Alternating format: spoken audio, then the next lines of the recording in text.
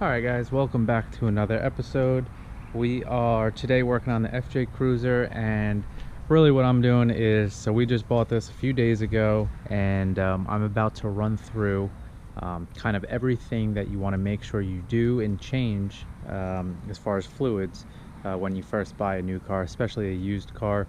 Especially if it's from someone that you just don't know or trust or know, when the last time was that they changed all the fluids. So in this episode, I'm going to do a quick walkthrough on oil change, the cabin air filter, which maybe it was changed, but we'll find out how disgusting it really is. Those always get absolutely disgusting. I'm going to do a propeller torque as well too, because the car is at 155,000 miles, so I want to make sure that those are all torqued down properly.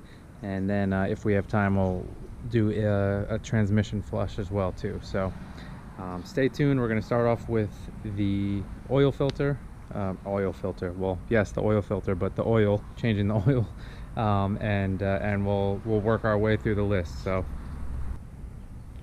just so you could see, so I'm going to be using Mobil 1 5W30 high mileage.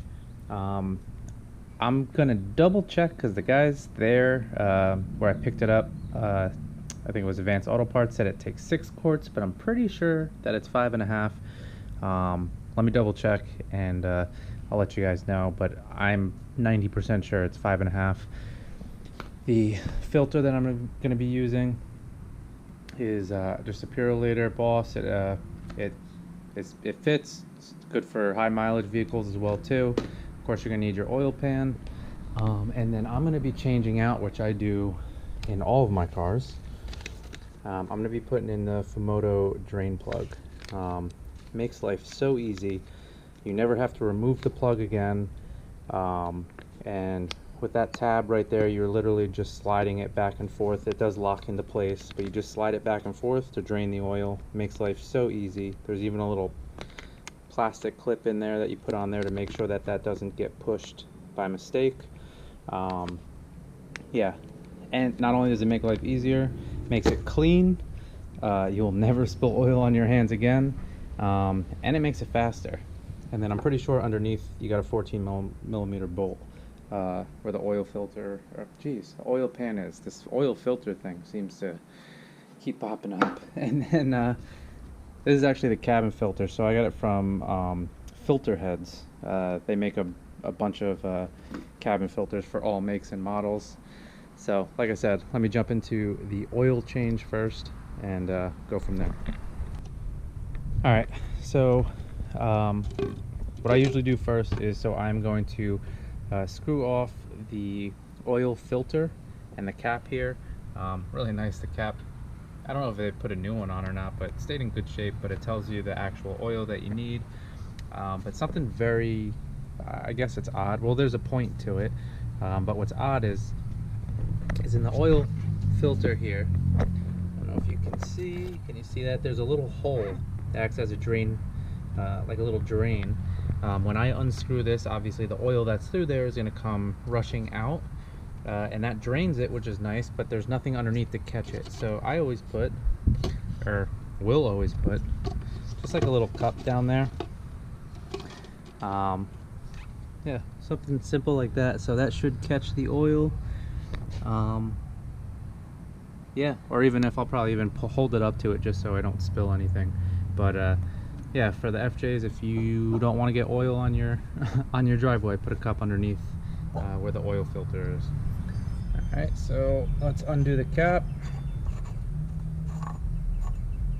Nice.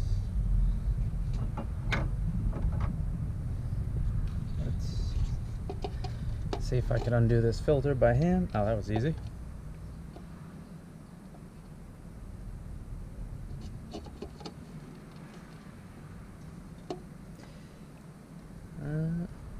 Well, the car's been sitting for a few days, so there's no spillage, which is a little interesting. I hope that that is because, yeah, because it's been sitting here for about 4 or 5 days and not ran at all. If not, I'm a little concerned, but we'll drain from the bottom and see what it looks like. But those are your first two steps. Alright guys, so what I like to do is I'm going to clean this up just to make sure this is a good seal.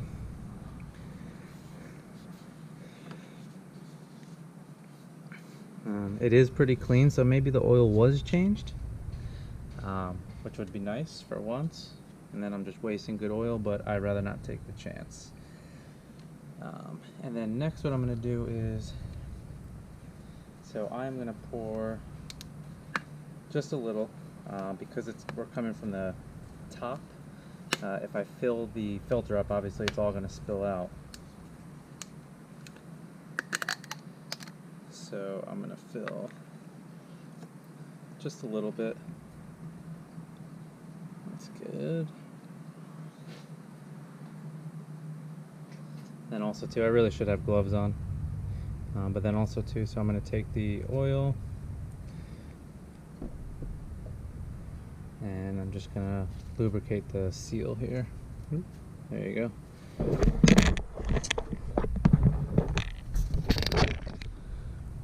So I'm just going to take the oil and just lubricate this seal. So again, should have gloves on. And then we can throw that on.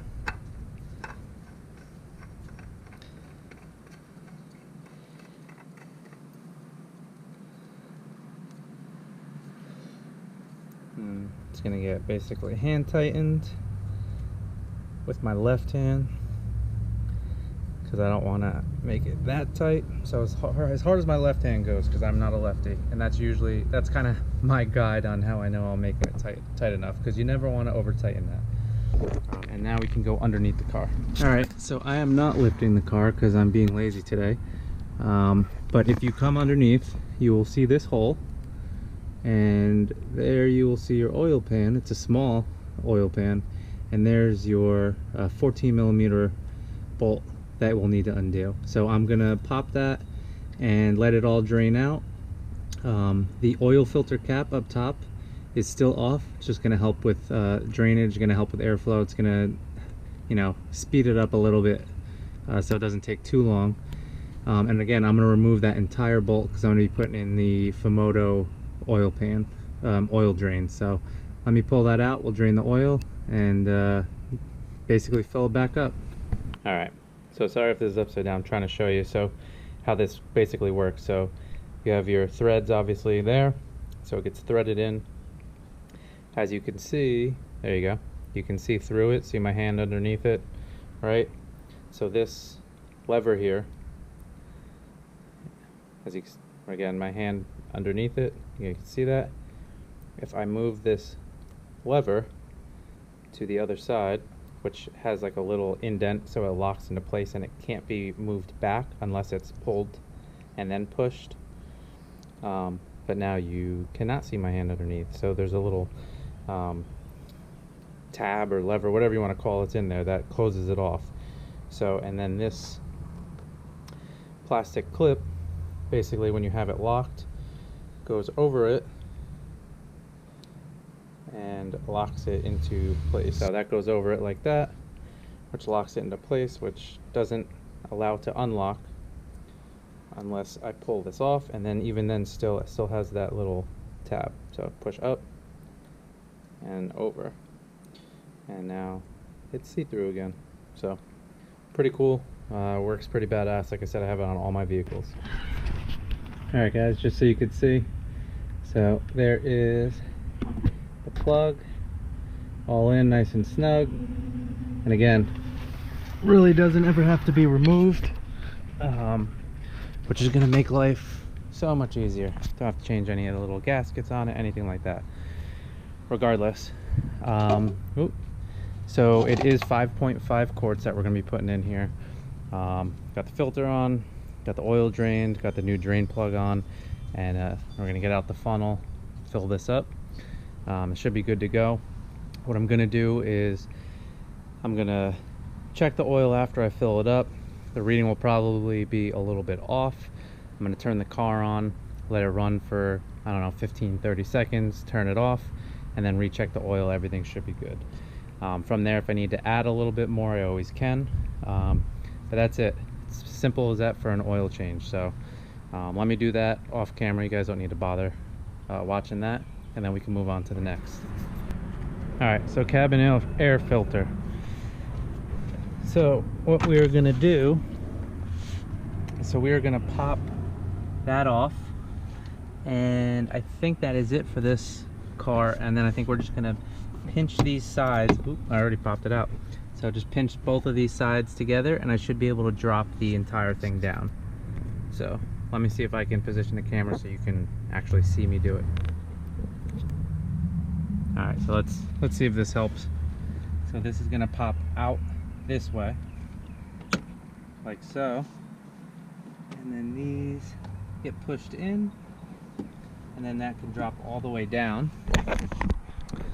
Now that it's dropped all the way down, we have access to back there, or I could just take it off. And then we're gonna push in on, let me just do one at a time. And let's see. Beautiful. That's what I'm talking about. That is absolutely disgusting. If my wife saw this, that she was breathing this air in, she would lose her mind. So I'm just gonna pull this filter out here and replace it with the new one, and then we're just gonna put it back in, pop everything back into place. A lot of people forget about this. This is something that I always do every about 12 to 15,000 miles. So every third oil change. Yes, even though they say a lot for the FJs, you can change them at 10,000. It's an old engine. I'm just gonna change it every 5. But yeah, do not forget these. And like I said, I got mine from Filter Heads. I think I got 3 of them for 30 bucks. So super cheap. So let's change that out. Yeah, on to the next. There you go, guys, just so you can see the difference. So absolutely disgusting. But anyway, like I said, let me install this, and we'll move on to torquing down the propeller bolts as well. Alright guys, so next on the maintenance to do when purchasing an FJ with 155,000 miles is, so you are going to want to re-torque the drive shaft, or propeller as they call it. So you literally want to re-torque the 4 bolts. 1, 2, 3, 4. There's some light, there you go. You're going to want to re-torque those to 180 foot-pounds, and then also while you're there, this U-joint right here, you really just kind of want to re-lube if needed. So a good way to know if either these are a little bit loose or if the U-joint is bad is when you're accelerating or stopping, you should actually feel almost like a little bit of a lunk type of a feeling. So I'm going to torque those down. I'm going to throw some lube on there just to make sure everything's nice and good, and then we'll move to checking out the transmission fluid. Also too, don't forget, check the U-joint in the front of the drive shaft as well too. Make sure if it needs to be lubricated. Alright guys, so lastly, I'm on the passenger side. Let's see if I get the focus. So there's a drain, or not the drain plug, it's the fill-up plug for the transmission. And then that is the drain plug for it. And then also too, just so you know, so this plug right here, what that does is if that starts to leak, that's how you know it's full. So when you fill this back up, once that starts to drip a little bit, then you'll notice that you're good filling it up and you've changed everything properly. I'm actually not gonna end up changing the transmission right now. Transmission fluid, sorry. I did get information back that it was done very recently, so I'm going to save my 80 bucks, and I'll actually do it in another 30 miles just in case they are lying to me. So I'm gonna wait a little bit. So I'll do a whole separate video on it just so you guys can see. So, but just want to give you a quick overview, and like I said, stay tuned for the actual transmission flush that I will do. I may actually even be changing out the whole pan and gasket and everything along those lines, so just because. So alright guys, so that pretty much wraps it up as far as what to do with any car, to be honest with you. But basically what I do with any used car that I do purchase, just to make sure it's healthy, running good, clean, right? That air filter, absolutely disgusting. And yeah, so I hope it helps you guys out a little bit. If you guys have any questions, comments, please let me know. But until then, you'll see you guys in the next video.